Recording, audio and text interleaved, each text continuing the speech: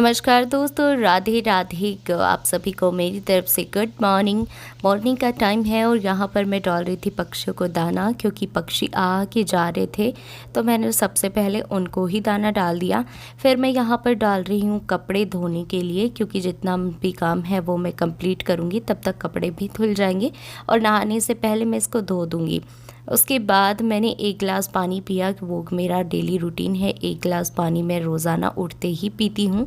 तो आज मैं थोड़ा सा ये दाना वगैरह और कपड़े डालने लग गई थी, तो इसलिए पहले नहीं पिया, अब पी रही थी बाद में। उसके बाद मैं छत पे झाड़ू निकालने लग गई थी, तो यहाँ पर मैंने झाड़ू निकाली हर कहीं। फिर जो चूल्हे के पास ईंधन था, उसके छोटे छोटे टुकड़े हो गए थे, तो ये फैलते रहते हैं पूरी छत पे। तो मैंने इनको उठा के ना, जो गर्म पानी करने की भट्टी होती है उसमें डाल दिया था, क्योंकि सुबह के टाइम जीजी जल्दी जाती है, तो वो जब पानी गर्म करेगी तो इसको ही जला लेगी पहले। और फिर सब वो करके मैंने यहाँ पे जो पुदीना होता है उसकी जड़ थी थोड़ी सी, मेरी जो दादी सास है वो दे के गई थी कि उसे उगा लेना। तो सोचा कि गर्मियों में कभी कभी चटनी वगैरह बनाएंगे तो पुदीना उसमें काम आ जाएगा। तो मैंने इस बड़े टब में थोड़ी सी प्याज लगा रखी थी, ये पुदीना भी मैंने लगा दिया था, गर्मियों में काफ़ी अच्छा काम आएगा। तो ये सोच के मैंने इसको लगा दिया कि गर्मियों में काम आ जाएगा।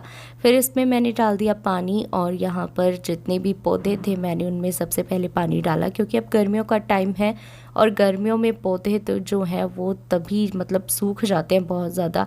2-2 टाइम इनमें पानी डालना रहता है, तभी ये टिक पाते हैं, वरना सारे पौधे चले जाते हैं। पिछली गर्मियों में हमारे पास बहुत ज़्यादा पौधे थे, तो पानी नहीं डाला था हमने, एक टाइम ही डालते थे, तो पौधे जो हैं वो धीरे धीरे अपने आप ही मतलब ख़त्म हो गए थे। जो लगे रहते हैं ज़मीन में वो तो ज़मीन से पानी सोखते रहते हैं, इनमें इतना पानी बचता नहीं है, तभी पानी जो है एक्स्ट्रा निकल जाता है और सारी मिट्टी सूख जाती है, तो पौधे जल्दी ख़राब हो जाते हैं। फिर पानी डालने के बाद मैंने पूरी छत को धो दिया। धोया तो वैसे मैंने परसों ही था, लेकिन यहाँ पर जो है वो थोड़ी सी गंदगी हो जाती है, अभी पानी गर्म करते हैं ना, इस वजह से राख की वजह से पूरी छत काली काली सी हो जाती है और मेरे को अच्छी नहीं लगती बिल्कुल भी। तो फिर मैंने जो बाल्टी का पानी था वो यहाँ पर मैंने सोचा कि बिखेरूंगी, इससे अच्छा है इससे ही धो देती हूँ, तो मैंने फ़र्श को उससे धो दिया था। और यहाँ पर मैं खाना बनाने के लिए डाल रही हूँ, बाल्टी में पानी भर रही हूँ। तो इधर पौधे जो थे उनमें पानी डाल दिया और फिर मैं यहाँ पर बाल्टी में पानी भर रही थी। और फिर जब मैंने पानी भरा तो जो पानी था बाल्टी में, आज जो नलके का आ रहा था वो नहर का पानी था, तो थोड़ा मिट्टी मिट्टी का सा पानी आ रहा था, तो फिर मैंने नहीं भरा, सोचा कि कैंपर का पानी ही यूज़ कर लेंगे। ऐसे सोच के जितना भी पानी था वो इधर मैंने फिर से इधर जो किचन के सामने फर्श थी वो साफ़ कर दी थी। उसके बाद ये यहाँ सब कुछ साफ़ करने के बाद मैं लग गई थी भिंडी काटने में, क्योंकि भिंडी काटने में बहुत ज़्यादा टाइम लगता है और अभी खाना बनाना है, तो मैं फटाफट यहाँ पे भिंडी काट रही हूँ। तो भिंडी काटने के बाद फिर मैंने तैयारी कर दी थी छौंक लगाने की। हमारे घर में भिंडी सबको नॉर्मल ही पसंद है, इसमें कोई भी एक्स्ट्रा एक्सपेरिमेंट जब भी हम करते हैं इतनी ज़्यादा अच्छी नहीं लगती। नॉर्मल भिंडी हो, उसमें सिर्फ लहसुन का छौंक दिया हुआ हो, ऐसी ही सबको पसंद है। तो मैंने सबसे पहले कढ़ाई में तेल चढ़ाया, गरम करके उसमें मैंने डाल दिया कुटा हुआ लहसुन। लहसुन डालने के बाद जितनी भी भिंडी थी मैंने वो डाल दी यहाँ पर, और भिंडी डालकर और फिर इसमें डाल दिए मैंने मसाले, नमक, मिर्च, हल्दी। ये चीज़ें जो है मतलब नमक और हल्दी तो मैं नॉर्मल डालती हूँ, लेकिन मिर्ची है ना भिंडी की सब्ज़ी में थोड़ी सी एक्स्ट्रा डालती हूँ, क्योंकि चटपटी ही अच्छी लगती है, तो इस वजह से थोड़ी सी एक्स्ट्रा मिर्ची डाल देती हूँ मैं। और फिर इनको मैं सिर्फ धीमी धीमी गैस में पकाती हूँ जब तक ये पक ना जाए।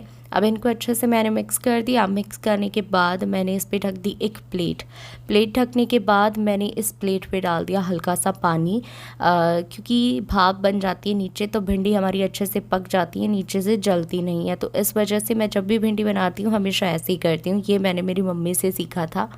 तो उसके बाद अगर इसमें तो आपको लगे कि हल्का चिपचिपा हो रहा है, तो आप इसको ना हल्का मतलब प्लेट को हटा के फिर थोड़ी देर तक चला लो, आपकी भिंडी जो है वो तेल छोड़ देंगी, बहुत अच्छी बनेंगी। फिर मैंने आटा लगा दिया था और सारी पेड़ियाँ मैंने बना के तैयार कर ली थी, क्योंकि एक तवा पर जब मैं बनाती हूँ तो पेड़ियाँ हाथ के हाथ बनाती जाती हूँ, लेकिन जब मैं 2 तवे पे खाना बनाती हूँ, रोटियाँ बनाती हूँ, तो मैं पेड़ियों को पहले ही बना लेती हूँ और 2 तवे चढ़ाकर गैस पे, और फिर मैं जितनी भी रोटियां हैं, जहां मुझे आधा घंटा लगता है तो सिर्फ मैं 15 मिनट में ही सारी रोटियां बना के तैयार कर देती हूँ। पहले तो सिर्फ मैं कभी कभी जल्दी होती थी तभी बनाती थी, लेकिन अब मुझे इसकी आदत पड़ गई है, तो मैं दोनों तवे पर ही फटाक से रोटी बना के तैयार कर देती हूँ। तो फिर खाना वगैरह बना के और किचन वगैरह साफ़ किया। साफ़ करने के बाद मैंने यहाँ पे डाल दिया था पापा का टिफ़िन। तो पापा का टिफ़िन डालने के बाद मैं कर रही हूँ यहाँ पे गोलगप्पा बनाने की तैयारी। तो मैं बना रही हूँ आटे के गोलगप्पे। मैंने सिर्फ यहाँ पर हमारे घर का जो नॉर्मल आटा होता है ना, सिर्फ वो लिया है, ना इसमें मैंने सूजी डाली ना कुछ और मैं हमेशा इसी तरीके से बनाती हूँ और बहुत अच्छे से फूल कर तैयार होते हैं।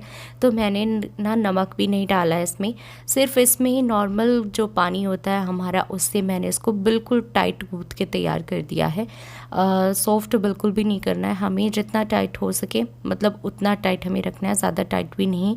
और फिर इसको किसी पॉलीथीन में डाल के और फिर रख दीजिए। तो लगभग इसको 3 घंटे के लिए तो रखना ही है, तो मैंने पॉलीथीन में डाल के इसको रख दिया था। और यहाँ पर मेरा काम जो है किचन का फिनिश हो गया था। तो यहाँ पर जितनी भी चीज़ें थी छत पे धूप में ख़राब होने वाली, तो मैंने इनको इधर रख दिया था, क्योंकि इधर 15-20 मिनट में जो किचन और बाथरूम है इसकी छाया आ जाती है। तो हम हमेशा यहीं रखते हैं बर्तन और जितने भी खाट वगैरह चेयर वगैरह होती है इनको। और फिर किचन वगैरह को अच्छे से क्लीन करके मैं नहा धोकर आ गई थी, और यहाँ पर मैं तुलसी मैया में जल चढ़ा रही थी। और फिर मैंने पूजा पाठ किया। पूजा पाठ करने के बाद मैं और शैलजा लग गए यहाँ पे खाना खाने में। मम्मी ने तो पहले ही खा लिया था और मम्मी मनस्वी को रख रही हैं। उसके बाद मैंने शैलजा ने खाना खाया और थोड़ी देर आराम कर लिया।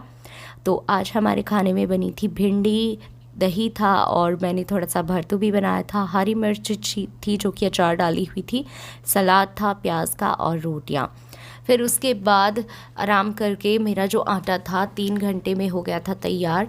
और फिर इसको मैंने अब थोड़ा सा मथ लिया है, ज़्यादा देर नहीं करना है, हम आटा जैसे गूँथते हैं उस तरीके से नहीं, बस अपने हाथों से इसको प्रेस करते जाओ, ये अपने आप ही थोड़ा सा सॉफ्ट हो जाएगा। फिर इसको मैंने तो 1-2 पेड़ियों में काट लिया। इसको बाहर नहीं रखना है, क्योंकि अगर ये सूखता गया तो इसमें पपड़ी बन जाएगी, तो हमारे गोलगप्पे जो हैं वो फूलेंगे नहीं। इसको पॉलीथीन में रखना है।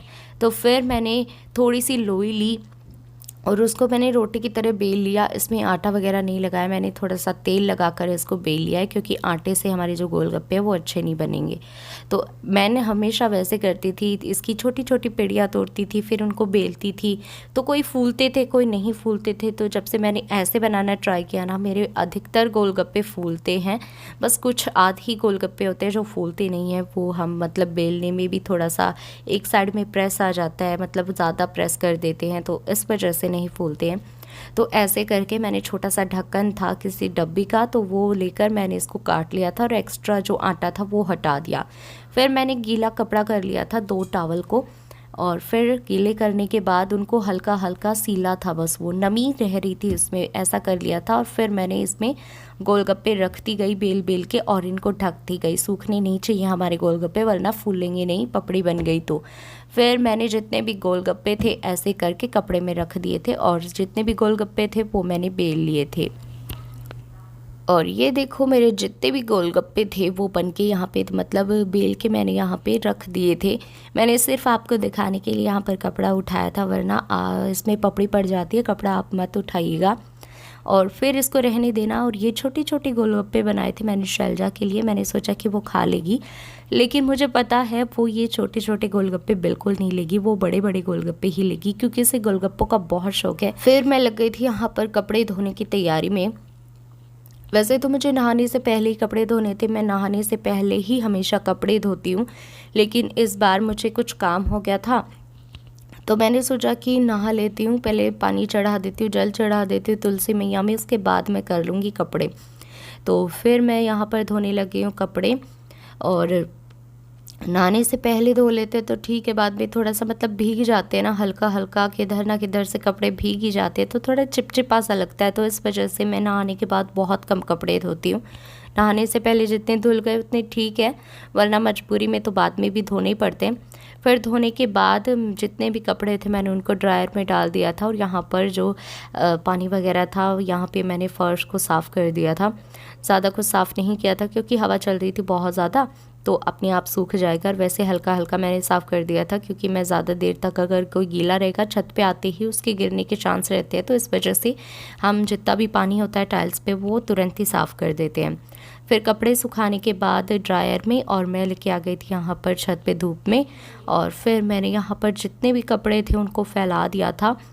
वैसे गर्मियों का मौसम है, अगर ड्राई करके भी नहीं डाले तो सिर्फ हमें 1 से 2 घंटे ही लगते हैं इनको सूखने में, लेकिन फिर भी अगर ड्राई कर देते हैं इनको तो मतलब इसमें सलवटें नहीं पड़ती हैं, कपड़े में प्रेस करने की ज़रूरत नहीं होती है, तो इसलिए मैं हमेशा ड्राई करके सुखाती हूँ। और उसके बाद मैं यहाँ पर लग गई हूँ गोलगप्पे तलने की तैयारी में। तो यहाँ पर गोलगप्पे जो थे इसको लगभग 2 घंटे हो गए थे, उसके बाद मैं यहाँ पर इनको तल रही हूँ। और हम जब गोलगप्पे को तेल में डालते हैं तो नीचे की जो साइड होती है ना गीली वाली, उस साइड से ही हमें तेल में डालना है, ताकि प्रेशर बन के गोलगप्पे जो हैं वो एकदम से ही फूल जाते हैं। तो इस वजह से नीचे की साइड से डालते हैं गोलगप्पे। और ये देखो मेरे गोलगप्पे जो हैं वो काफ़ी अच्छे से फूल रहे हैं। पहले जब मैं हाथ से बेलती थी तो इतने ज़्यादा मतलब फूलते थे, लेकिन कुछ कुछ जो है बहुत ज़्यादा पपड़ी बन जाती थी, लेकिन इस तरीके से पपड़ी बहुत कम बनती है। और हमारे गोलगप्पे भी एकदम बड़े बड़े और चारों तरफ से फूले फूले बनते हैं। तो जितने भी गोलगप्पे थे ऐसे करके मैंने जितने भी गोलगप्पे थे वो तल लिए थे। और आपको मैं एक गोलगप्पा फोड़कर भी दिखा देती हूँ, बिल्कुल भी मतलब पूरी के जैसा बिल्कुल भी नहीं, एकदम मार्केट में मिलने वाले जो गोलगप्पे होते हैं एकदम क्रिस्पी, बिल्कुल देखो एकदम चूरा चूरा हो गया गोलगप्पे का, तो बहुत अच्छे बने थे। और ये देखो हमारे जो गोलगप्पे थे वो इतने ज़्यादा बने थे और फूले फूले एकदम बिल्कुल मार्केट वाले बने थे। ये मेरे हस्बैंड ने सीखे थे खुद के ताऊजी से, और मैंने मेरे हस्बैंड से सीखे थे बनाना। तो ये देखो अभी मुझे ज़्यादा एक्सपीरियंस नहीं है, तो कुछ हाथ पपड़ी भी निकलती है, तो 10-11 पपड़ी भी निकली थी।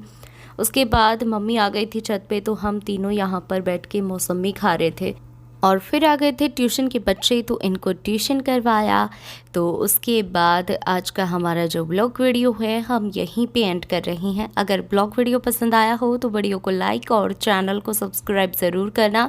मिलते हैं नेक्स्ट वीडियो में, तब तक के लिए धन्यवाद। चैनल को सब्सक्राइब ज़रूर कीजिएगा।